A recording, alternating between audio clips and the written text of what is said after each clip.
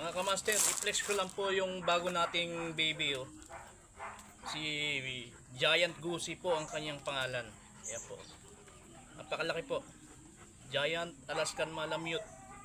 Siya po ay nagmula pa kagabi sa San Leonardo, San Bartolome, Nueva Ecija.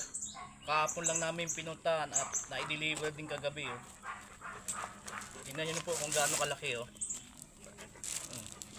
Kayang lunukin ng bata. Sobrang laki. Friendly po siya at talagang mabait siya. Hindi siya nangangagat. At salamat din dun sa may owner nito at talagang napalaki at naturuan nila ng magandang behavior si Gucci.